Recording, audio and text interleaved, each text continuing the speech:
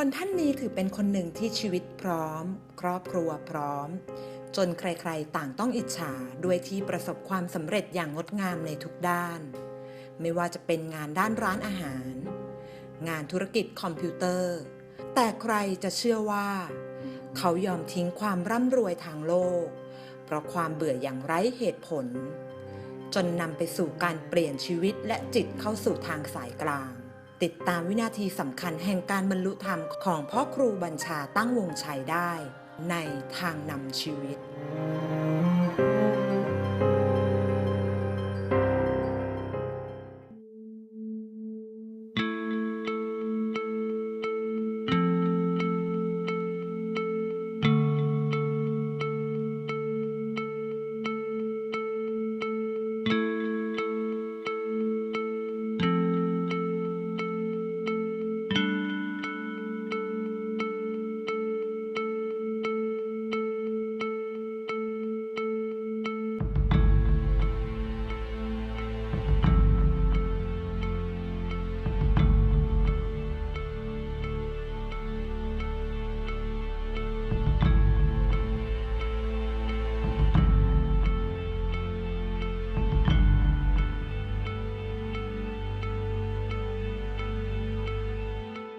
ครอบครัวเราเริ่มต้นจากเรามีธุรกิจร้านอาหาร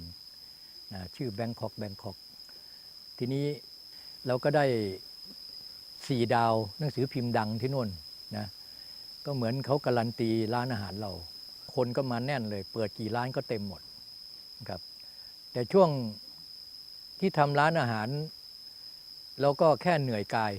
กว่าจะกลับเที่ยงคืนตี 1ก็หิ้วถุงเงินกลับบ้านทุกวันตื่นเช้ามาก็หายเหนื่อยก็มาทำเรื่องเก่าๆทีนี้ยังไม่พอใจก็ไปจับธุรกิจคอมพิวเตอร์อีกก็ช่วงนั้นเนี่ยอเมริกาใต้หลายประเทศกำลังพัฒนาเขามากว้านซื้อคอมพิวเตอร์ที่อเมริกาก็ขายดีเทน้ำเทท่า ทำไม่ทันนะเอาล่ะเราต้องการเงินเราก็มีเงินแล้วแต่ในช่วงนั้นเนี่ยมันเกิดคอนฟลิกต์ในชีวิตมันสับสนอ่ะคือมันหาความสุขไม่เจอเราสามารถเอาเงินซื้อทุกอย่างที่ขวางหน้าไปเที่ยวเตะอะไรมามันก็เพลิดเพลินไปชั่วขณะนึงกลับมามันก็เบื่ออีกนะครับเพราะครูหาคำตอบอยู่เกือบ7 ปีว่าแล้วอะไรล่ะที่เราแสวงหามาตลอดชีวิตเรา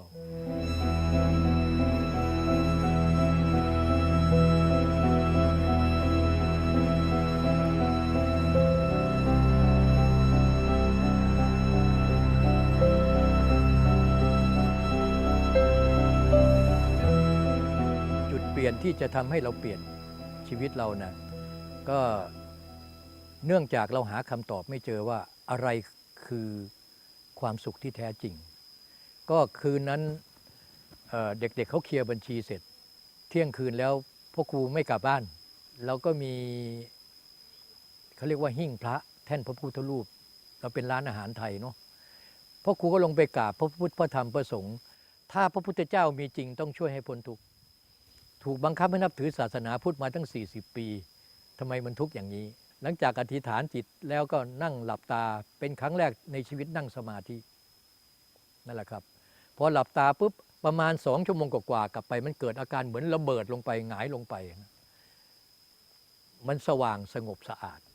เกิดมาไม่เคยเห็นความสุขขนาดนี้เพราะครูไปเจอสัจธรรมข้อหนึ่งว่าความสุขที่แท้จริงคือความไม่มีทุกข์ความไม่มีทุกข์ที่แท้จริงคือความอิสระมันอิสระมากนั่นแหละครับคือความเปลี่ยนแปลงทั้งหมด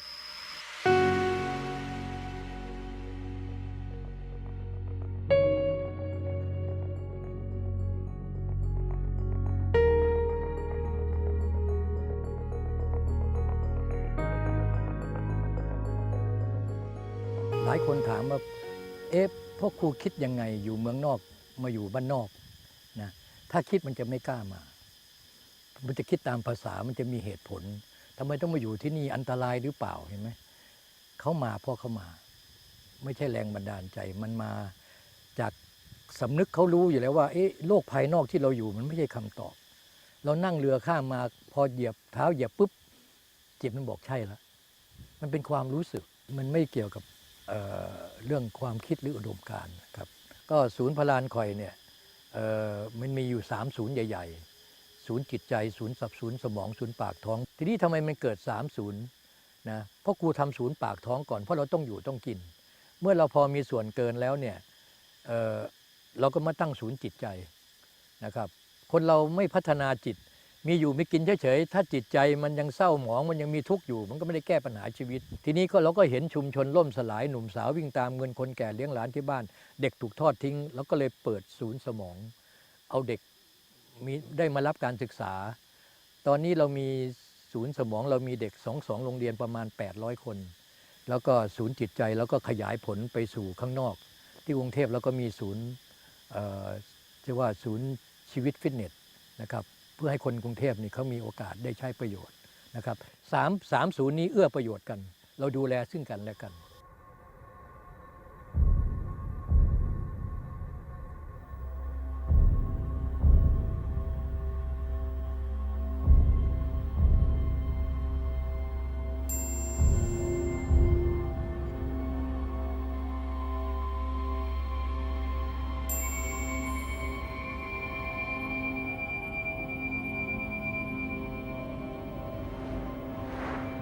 การปฏิบัติธรรมเนี่ยส่วนมากเราไปเข้าใจว่าเป็นการไปฝึกสมาธิเจริญสติทีนี้วิธีฝึกสมาธิเจริญสติก็มีหลากหลายอุบายวิธียกตัวอย่างว่าเราตามลมหายใจบ้างอานาปานสติเรียกชื่อว่าพุทโธยุบหนอพองหนอก็แล้วแต่คือยุบหนอพองหนอเป็นอริยบทบัพเป็นการเคลื่อนไหวของกายภาพแต่กำหนดด้วยสมองสั่งมันเป็นระดับสัมมถกรรมฐานแต่ถ้าวิปัสสนาแล้วเนี่ยต้องไม่มีการสั่งการต้องไม่มีการกระทำเกิดขึ้นปล่อยไปตามธรรมชาติของเขาที่เราทำเนี่ยเรียกว่าเราเจริญมรรคจิตทุกวันเรามีการเคลื่อนไหวแล้วมีการนั่งอยู่เฉยๆยืนอยู่เฉยๆมีเสียงดังแล้วก็เงียบคือการฝึกจิตคือฝึกให้จิตเนี่ยรู้เท่าทันสิ่งมากระทบจริงๆแล้วโปรแกรมชื่อโปรแกรมใหญ่ๆเราเรียกว่าชีวิตฟิตเนสทีนี้ชีวิตฟิตเนสเนี่ยเราก็ใช้หลักสูตรก็คือกายฟิตจิตเฟิร์มอารมณ์ดีชีวิตมีสุขแล้วก็แยกย่อยออกมาเป็น4 เซสชั่นคือ4 สเต็ปนะตอนเช้าที่นี่เป็นปกติ6 โมงเช้าขึ้นมาเนี่ยสเต็ปแรกเราเรียกว่าการเตรียมพร้อมร่างกายจิตใจและอารมณ์เพราะชีวิตเราประกอบด้วย3 ส่วนนี้ทุกๆเช้าที่ศูนย์เนี่ยเราเริ่มต้นจากการเข้ามาศูนย์จิตใจเรามาเตรียมพร้อมร่างกายจิตใจแล้วก็อารมณ์นะทุกๆวัน6 โมงเช้าถึง7 โมงแล้วจากนั้นพวกครูก็ต้องเดินไปดูครูเขาก็ปฏิบัติโปรแกรมนี้เหมือนกันตอน7 โมงถึง7 โมงครึ่งแล้วก็จากนั้นเราก็ทานข้าวกันแล้วก็8 โมงเด็กนักเรียนมาถึงโรงเรียนเด็กก็ต้องปฏิบัติเหมือนกันอันนี้เป็นช่วงเช้าทุกวันนะครับ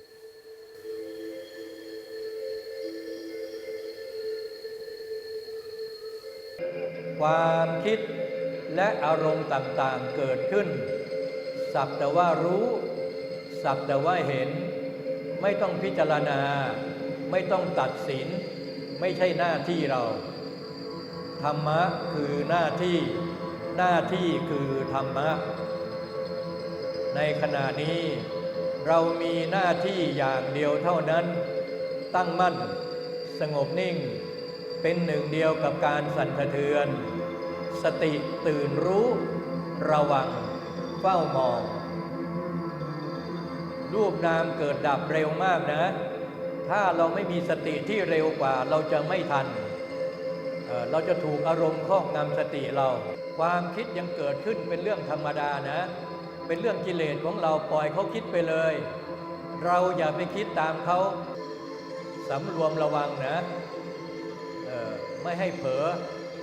เพราะว่ากิเลสชอบคิดอยู่แล้วพอความคิดเกิดขึ้นเราจะเผลอไปคิดตามเขาเราก็ปรุงแต่งนะเราจะไม่เห็นความจริงที่เราเรียกว่าเตรียมพร้อมร่างกายและจิตใจนะคือเจตนาคือว่าให้เห็นความเปลี่ยนแปลงเริ่มจากเรายืนภาษาอังกฤษเรียกว่า checking ภาษาไทยเรียกว่าสั่นสะเทือนถ้าเราสังเกตสุนัขเวลาเขานอนนานๆเนี่ยเขานอนทับตัวเองเขาลุกขึ้นมาเขาจะสั่นสะเทือนเป็นการผ่อนคลายกล้ามเนื้อเส้นเอ็นและเป็นการปลุกสติสมาธิเราตื่นเนี่ยเรียกว่า check up your mind คือปลุกจิตให้ตื่นใช่ไหมแล้วเสร็จแล้วมันมีการอันนี้เรียกว่า checking มันมีการ screaming คือร้องออกมาชีวิตเราอยู่ๆก็ร้องเขาว่าเราเป็นบ้านะทีนี้เรากดไว้ตลอดชีวิตเราเนื่องจากประเพณี สังคมมารยาทบุคลิกภาพเรากดตัวเองไว้นะไอ้ตัวนี้ความเครียดนี่คือที่มาของโรคภัยไข้เจ็บต่างๆอันนี้คือ emotion detox เป็นล้างพิษทางอารมณ์อย่างหนึ่งเสร็จแล้วทีนี้เรามาเฉลิมฉลองเราเต้นรำกันปลุกจิตเราตื่นขึ้นมาให้ชนะกิเลสเราไม่อยากรำก็รำนะเราข้ามพ้นตัวอยากกับไม่อยากแล้วไม่ใช่รำเพราะความอยากนะมันเป็นหน้าที่เราก็รำทีนี้ก็เวลานั่งลงอันนี้เตรียมตัวละเราพยายามมิกซ์คือผสมระหว่างกายกับจิตให้เป็นหนึ่งเดียวแล้วทีนี้อันสุดท้ายเนี่ยเราล้มลงไปอย่างฉับพลันเหมือนเราตายแล้วอย่างฉับพลันคนไม่ประมาทต้องพิจารณาความตายทุกวันบางทีเรากำหนดไม่ได้ว่าหลังเกษียณก่อนค่อยตายหรือยังไงไม่ใช่บางที15 ปีขี่มอเตอร์ไซค์ไปซิ่งนี่รถชนโคมก็ตายแล้วแต่ถ้าเราไม่ฝึกเตรียมตัวตายวินาทีนั้นเราจะตายไม่ลงเราจะทุกข์ทรมานมากรวมกันนี่คือหลักมหาสติปัฏฐานแต่ตอนนี้เราฝึกอนุสติอยู่ในฐานกายอย่างเดียวแยกเป็น2 ส่วนมีผู้เพ่งกับสิ่งที่ตัวเห็นมันไม่มีกำลังอันนี้เราทำอะไรก็ช่างเรารวมเป็นหนึ่งเดียวหมดทั้งกายกับจิตต้องเกิดปัญญาก่อนเราจะเห็นสิ่งนี้แล้วก็สามารถบูรณาการ2 สิ่งที่มันแตกต่างกันเนี่ยมาเป็นสิ่งใหม่ซึ่งมีประโยชน์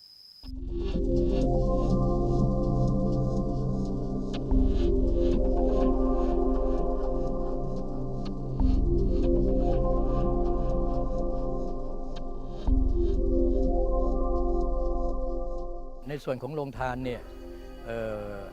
เหมือนที่นี่เหมือนปั๊มน้ำมันนะใครง่วงนอนขับรถมาที่พักใครหิวก็มีที่กินนะครับแล้วก็มาปฏิบัติธรรมหรือว่ามาเรียนรู้ด้วยกันนะเพราะว่าการให้เนี่ยทานศีลภาวนาเป็นหน้าที่เรานะครับแล้วก็ที่นี่ถ้าเกิดวันเปิดเรียนครัวเราต้องทำอาหารเลี้ยงคนวันหนึ่งประมาณเฉลี่ย1,000 คน27 ปีเป็นแบบนี้นะครับไม่ที่นี่ไม่ได้สอนวิชาอะไรไม่ใช่มาเข้าค่ายเข้าอะไรทุกคนมาที่นี่มาแลกเปลี่ยนนะชีวิตคนเราเนี่ยคนเราเก่งคนละอย่างนะคนจีนเขาบอกว่าซานเหยินถงสิงปี้เอี่ยวหูซือคือ3 คนเดินไปด้วยกันเนี่ยต่างคนต่างเป็นครูบาอาจารย์ซึ่งกันและกันได้นะเราไม่มีอัตตาเข้ามาแลกเปลี่ยนกันเดี๋ยวก็เชิญไปชมข้างในเลยครับ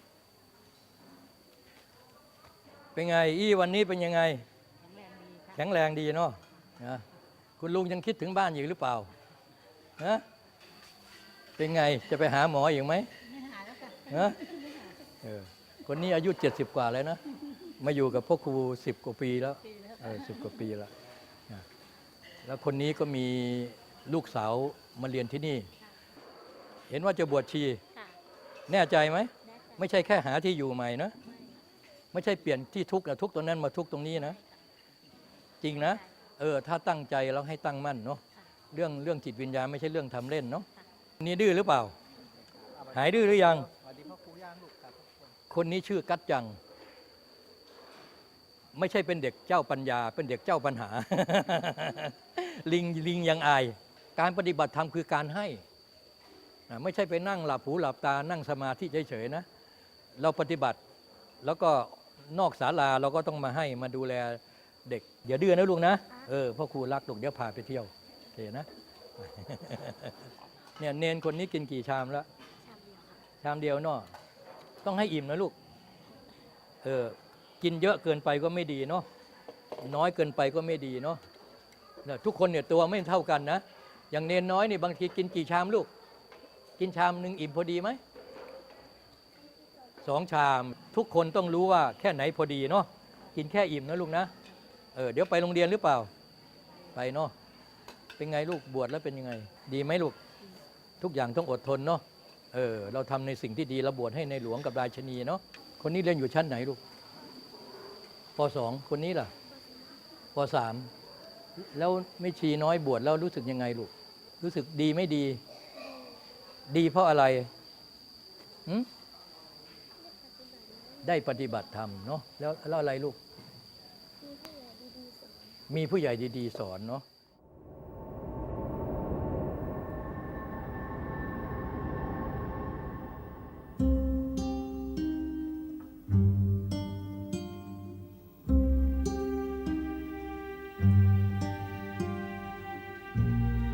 พอวินาทีที่มันเปลี่ยนชีวิตพ่อครูนะไม่ได้มาเปลี่ยนเพราะเรามีความคิดว่าต้องเปลี่ยนมันเป็นไปเองตามธรรมชาติของมันเลย สมัยก่อนไม่ใช่วันหนึ่งทาน3 มื้อนะฮะเราประชุมดึกๆต้องมีมื้อดึกมื้อค่ำมื้อ3 4 5 มื้อแต่หลังจากระเบิดแล้วเนี่ยมันมาทานมื้อเดียวแล้วก็ไม่รู้สึกหิวเนาะก็รู้สึกพอแล้วนะกินเพื่ออยู่ไม่ใช่อยู่เพื่อกินนะสมัยก่อนทนไม่ได้หรอกว่าวันหนึ่งกินมื้อหนึ่งแล้วก็ต้องต้องอะไรเนี่ยมันลดละเลิกเองนะเมื่อจิตมันเปลี่ยนแล้วทุกอย่างเปลี่ยนเองอย่างคนเราไม่กินอาหารก็ไม่ได้ใช่ไหมนะแต่ถ้าเรากินไม่เป็นเนี่ยเราจะเป็นหลงติดมันติดรสชาตินั้นเห็นไหมมันจะมีผลสำหรับเราพอเรากินอาหารที่เราชอบเราก็รู้สึกอร่อยแต่พอกินอาหารไม่ชอบเรารู้สึกไม่อร่อยเราจะทุกข์มากแม้กระทั่งอร่อยอยู่เนี่ยเขามาแย่งไปปุ๊บเราก็เลยทุกข์เนี่ยมนุษย์เราไม่ระวังเรื่องนี้นะเรามีอายตนะ6ตาหูจมูกลิ้นกายใจเห็นไหมตานี่มาเสพรูปหูนี่มาเสพเสียงจมูกเสพกลิ่นลิ้นเนี่ยมันลิ้มรสไอ้ผัสสะนี่คือว่าโอ้นิ่มดีนะมันเย็นดีมั้ยอันนี้มันกระทบผัสสะแล้วเรามารู้ที่ใจเราชอบหวานเราได้กินของหวานเรารู้สึกดีใจเห็นไหมแต่ถ้ามันไม่หวานเราไม่ชอบเราถูกไม่พอใจนี่แหละคือกิเลสคำว่ากิเลสไม่ใช่เรื่องเลวร้ายนะกิเลสคือกลางๆคือความเคยชินของเราถ้าเราไม่ระวังกิเลสเราก็อยากกินหวานเป็นตัวตัณหาแล้วตัวนี้มีเรื่องแล้วถ้ากินจากความอยากปุ๊บเนี่ยพอไม่ได้กินหรือว่าคนแย่งไปปุ๊บเนี่ยเราจะเกิดทุกข์ทันที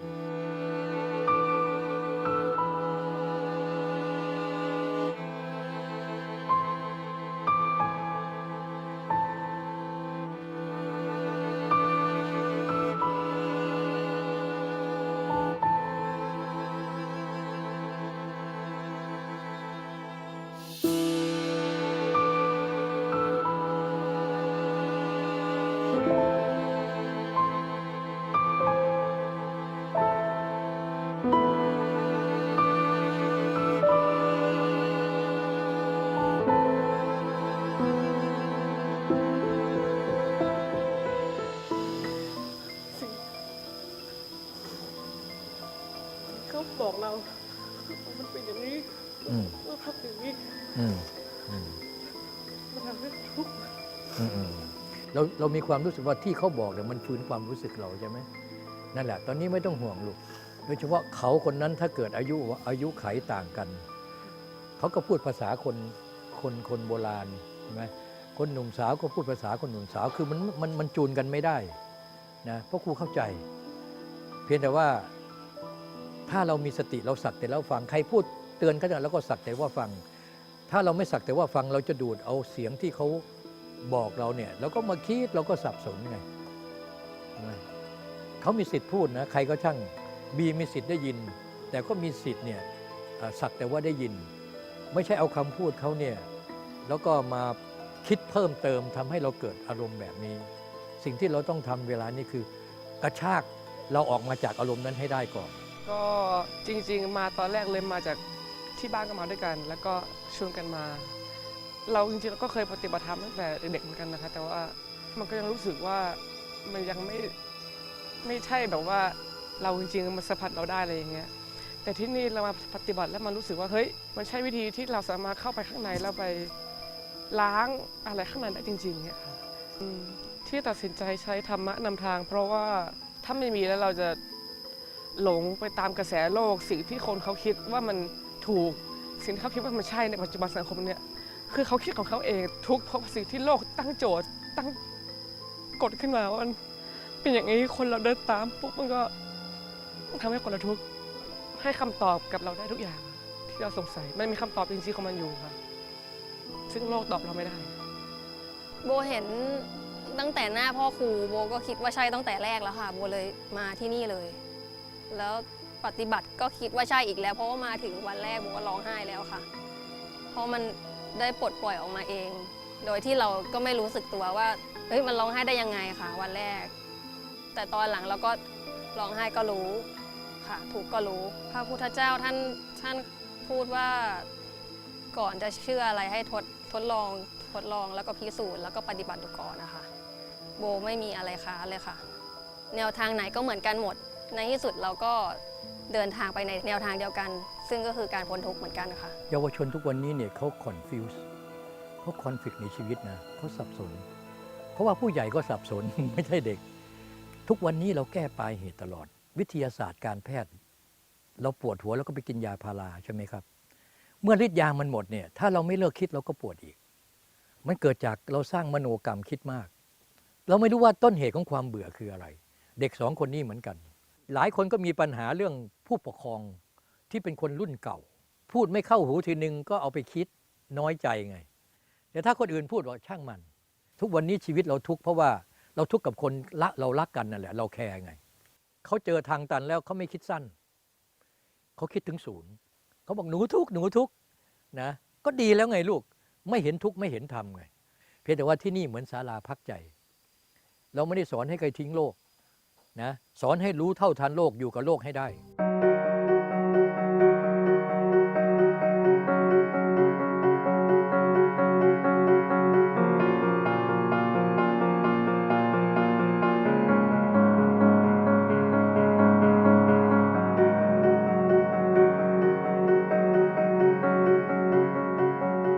คนเราต้องอยู่ต้องกินเนาะเราจะไปหลับหูหลับตาฝึกจิตอย่างเดียวก็ไม่ได้ที่นี่ที่มี3 ศูนย์ว่าศูนย์ปากท้องศูนย์จิตใจแล้วก็ศูนย์สมองที่นี้อันนี้เราเรียกว่าอยู่ในโซนของศูนย์ปากท้องเป็นกิจกรรมเพื่อพัฒนาให้ชุมชนมีอาชีพและเราต้องเลือกว่าชุมชนนี้เนี่ยมีทรัพยากรอะไรบ้างมีวัตถุดิบอะไรบ้าง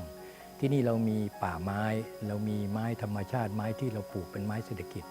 เราก็เอามาอบเขาเรียกว่าเตาอบถ่านไม่ใช่เผาถ่านช่วงที่เราอบถ่านนี่มันก็จะเกิดน้ำส้มควันไม้ออกมาแล้วก็ดักน้ำส้มควันไม้นี่ก็มีประโยชน์ในการฉีดพ่นป้องกันแมลงไม่ใช่ฆ่าแมลงแล้วก็เป็นปุ๋ยชีวภาพนะครับถ้าไปซื้อเอาตอนนี้ลิตรหนึ่งเป็น100-200นะอันนี้เราทำสมาชิกเอาไปใช้ได้ฟรีและสมาชิก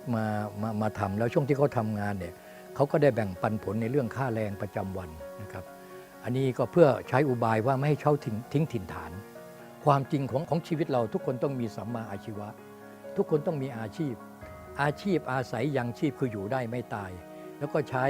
ชีวิตเรานี่สร้างคุณประโยชน์ให้กับตัวเองกับผู้อื่นมนุษย์เราเกิดมามีธรรมะอยู่แล้วทาซานมีศีล5คมเต็มเปี่ยมเลยทาซานไม่ต้องถือศีลทาซานไม่กินเหล้าไม่สูบบุหรี่ไม่อยากได้รถเบนซ์ทาซานไม่โกหกแต่ตอนนี้ไอ้คุณธรรมเหล่านี้เราหายไปไหนเท่านั้นเองคำตอบคืออย่างนี้ซึ่งพระเจ้าก็ไปเห็นว่าต้นเหตุคือเรามีอวิชชาคือความรู้ผิดครอบงำพระองค์จึงบอกให้เราต้องขัดเกลาจิตให้ผ่องใสธรรมะไม่ใช่ภาษาบาลีไม่ใช่อยู่ที่อินเดียหรือภูเขาหิมาลัยธรรมะคือสัจธรรมสัจธรรมคือความจริงคือความจริงตามธรรมชาติคือธรรมดาแต่ชีวิตเราทุกวันนี้มันไม่ธรรมดาชีวิตเราถูกปรุงแต่งด้วยความรู้ผิดพระเจ้าถึงบอกให้เราทำแค่3อย่างง่ายๆคือทำดีละชั่วขัดเกลาจิตให้ผ่องใสเห็นไหมมีวิชาไหนง่ายกว่านี้